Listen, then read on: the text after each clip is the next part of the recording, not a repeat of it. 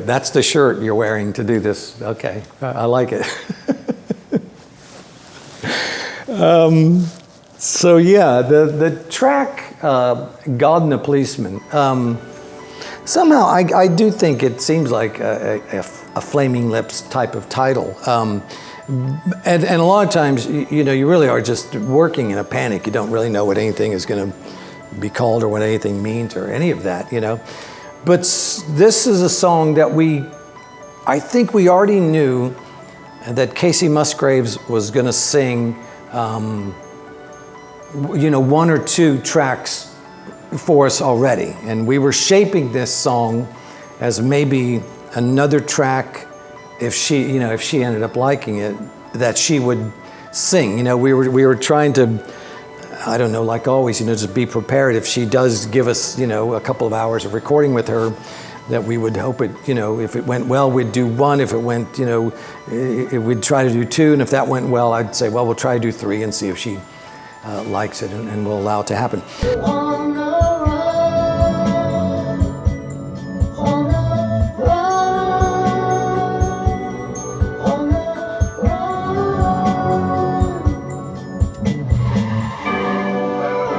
So Stephen, I think, was coming up with a great elaborate intro to a song.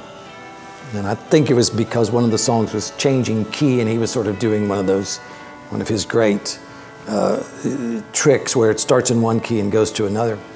I could never tell. It just sounded great to me. And I think in the beginning, I think we intended it to be an intro that was attached to yet one of our other songs.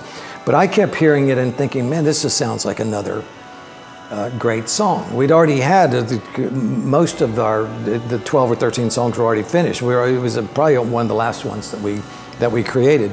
And I started to put a story to it based on another true event, and I don't talk about the people and the real people involved, because one of the people ends up murdering another guy. And I think all parties involved in my story are actually dead now. So a lot of this would have happened a long time ago in the early 70s, 1973 or 1974. And it's based on a story of a guy that he kills a drug dealer, and the drug dealer had threatened him, and he kills the drug dealer, and then is on the run from his own, from from killing the guy, but he's also on the run from his own life and his own friends and his own family, but he's also on the run because he's just a normal guy, and he's not a violent guy, he's not a killer, he's not a criminal. And I think he viewed that he was in a situation where if he didn't kill this guy would kill him. I don't really know all the details, but I know that the guy, from what people have said, the guy that he killed was a horrible guy. And you know, you always got the sense that he did the world a favor by killing this guy.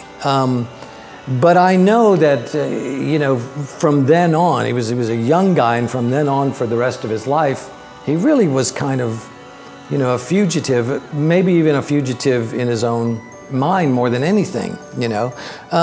So my song is just based loosely on this idea. I don't think it says anything specific that happens. But I had this little idea that it would be about the two,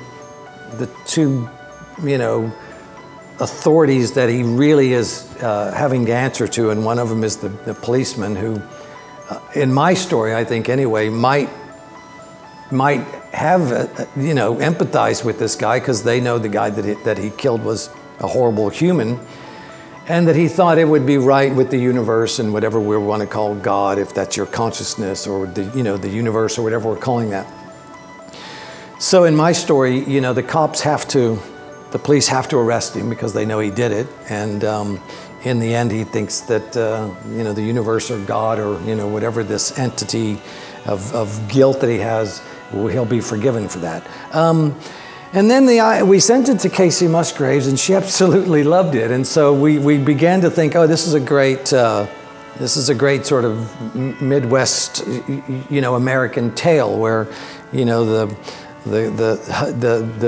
man or the boyfriend or the husband is kind of, he's on the run from the law, though he's a good-hearted man. And the Kacey Musgraves character is just this innocent, loving,